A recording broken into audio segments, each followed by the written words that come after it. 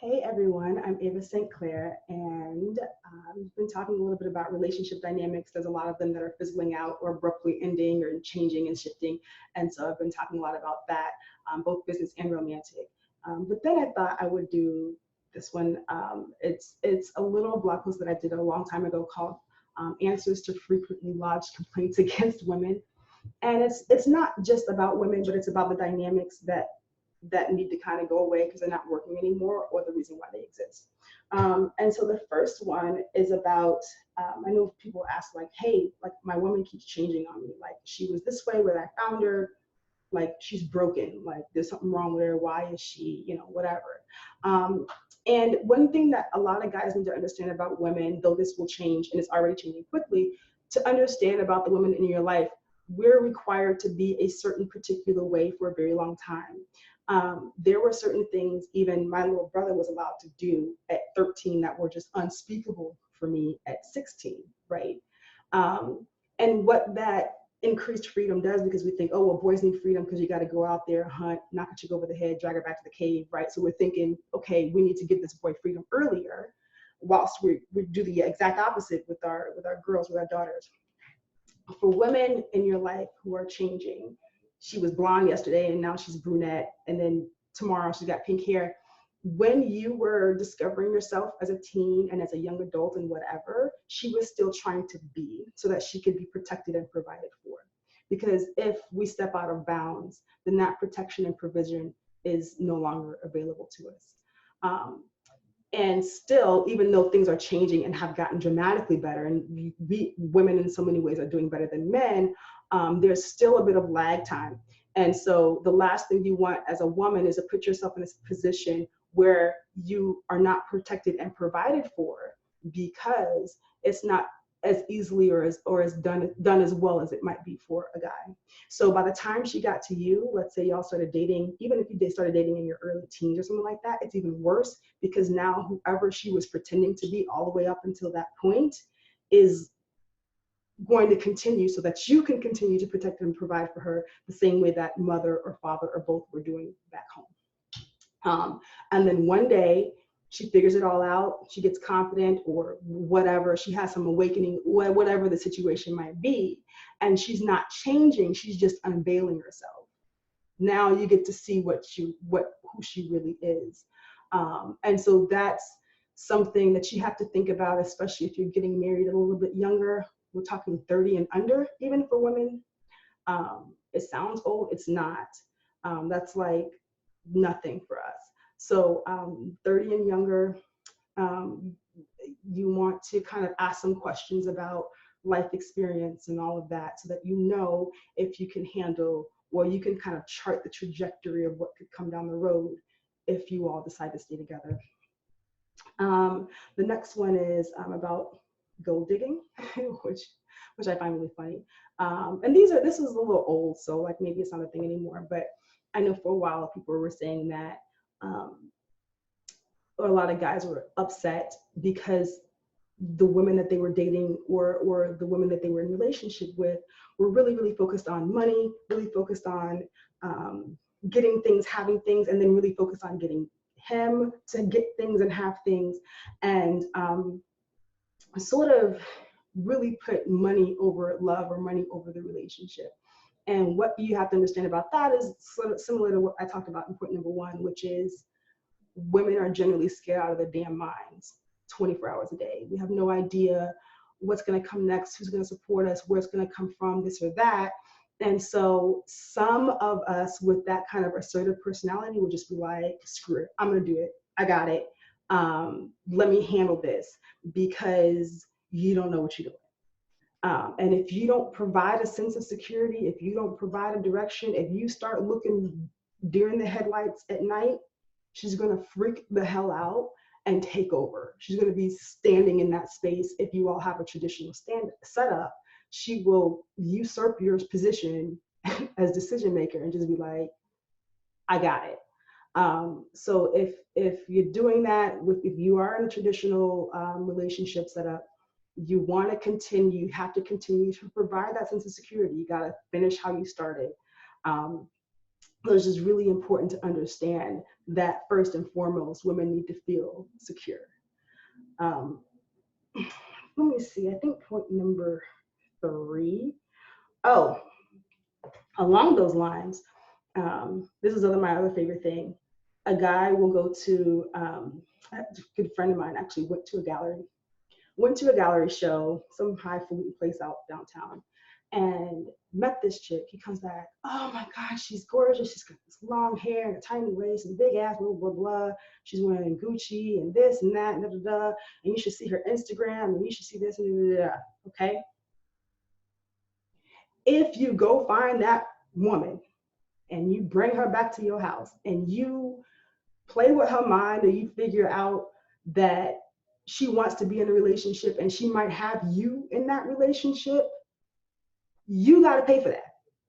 Don't go get somebody like that for whatever reason, whether, I'm talking about the ghetto chick with the $800 weave or the corporate woman with the bag, or whatever. You got to be able to handle whatever that comes with. Don't go pick her up and then say, oh, well, she likes this, she's shallow. No, that's just how she expresses herself. And you should have left her where she was if you couldn't handle it, in one direction or the other. Either you can help her continue requiring these things that she so likes in her life that she wants to use to express herself, or you can be comfortable with not being able to do that and just be a loving partner in her life, but don't complain about it. Like, don't do that. Please stop. All right. Point number 3. This is another thing I get from guys. Oh my God, like, she's just walking me around. She only wants me to do this, or she only wants me to wear this t-shirt, or she only wants me to, put on these clothes or whatever to impress her friends or family. Yeah, because that's all she has. So if you're coming to this woman, however old she might be, and saying, hey, I want you to invest your youth, your beauty, your time, your effort, and your energy in me, then she's coming from someplace, a village, a community, a family and friends who have been feeding her and fulfilling her in some way. You're going to take her away from that. So if you feel like she's asking you to impress the people that she's bringing you from, you kind of need to do it. And it's the same thing with her. Like, you guys, you can't say, okay, yeah, let me go pick somebody up from wherever they are, from their comfort, and go bring them back without accountability. People belong to people, male or female. And so if you're going to remove someone from their tribe, you need to come with it seriously and don't complain about it. All right. Let me see. Number 4. So this is kind of a tricky one, talking about like not getting the respect you think you deserve, because you either can't or think you give up too easily on it. If you're not confident in yourself, if you feel like you're not bringing equal something to the relationship, whether that's money, status, friend, whatever it is you think you're not bringing, we can smell it on you. We can. There are some that are really, really good at covering up. We just call them narcissists. But for the rest of y'all who are kind of like sane and balanced and okay, if you're feeling insecure and you say to yourself, I'm going to psych myself up to go get this girl I put on this pedestal, you're setting yourself up to be manipulated in the relationship. So the same thing I've told the women, whatever relationship you're going into, make sure that you're not raising this person's profile above your own. And that you're not lowering your threshold for respect and the minimum that you need for respect just because you've raised this person up.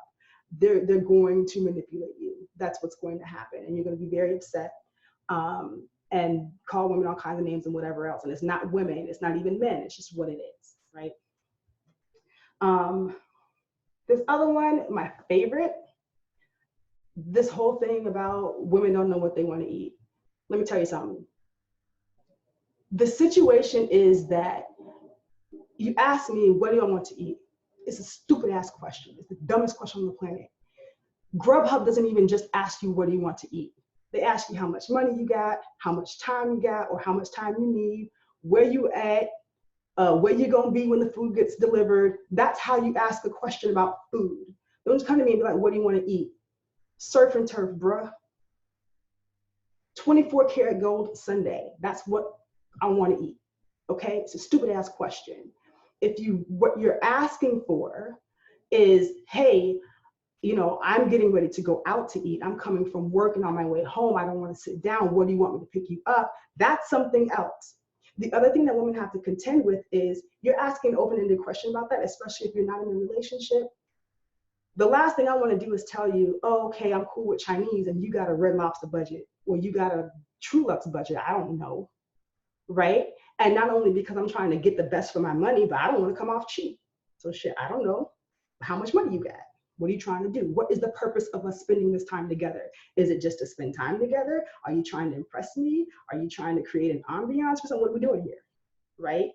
The other thing you have to think about is that the calculations that we have to do to answer that question, especially in the beginnings of dating, because of budget, first impressions, image, I also need to know if I can afford what the hell is about to come out of my mouth, because you might not be able to pay that check. So now I got to think, man, if we hit up True Lux, can I pay this $200 bill? That takes a little time.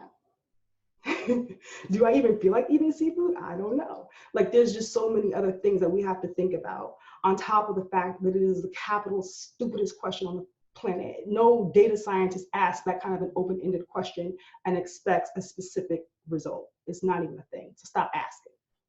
All right. Let's see. Oh, this was the last one that came in. Oh, shoot. Oh, that was the one. She's cheating on me or has otherwise become a sexual deviant. I remember who sent this one to me. This was hilarious.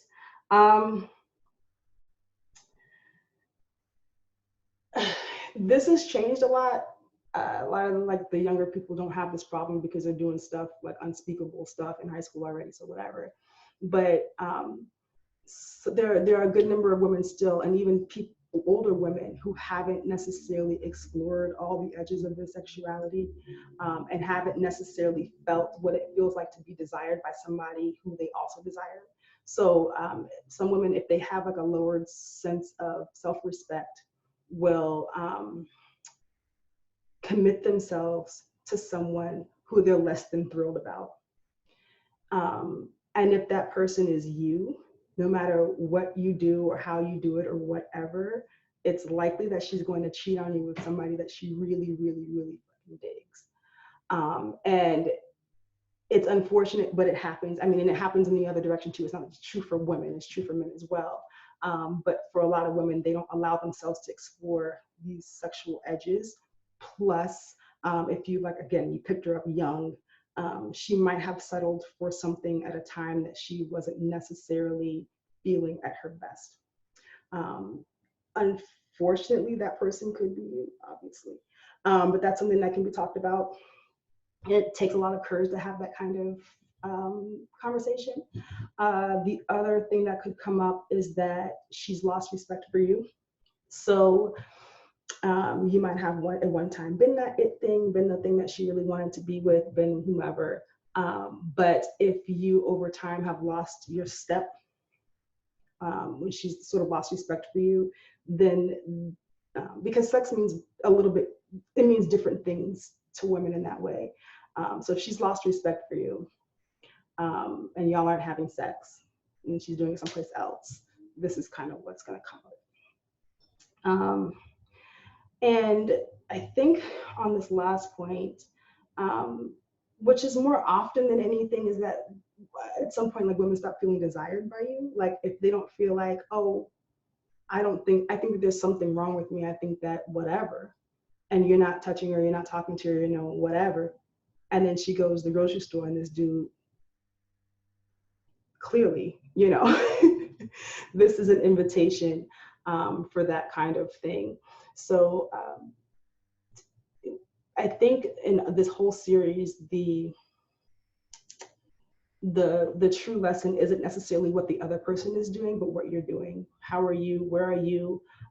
Have you grown? Have you declined? Whatever. What are you doing to contribute to the issue? because a lot of times we'll look at the other person and say, oh, they're not doing this, so I don't like this. And that could be true, it's still there, but there's also some part of that dynamic that we're contributing to that we need to be aware of. And so I'll throw the blog post in there just in case some of that was unclear. And I look forward to talking to y'all next time.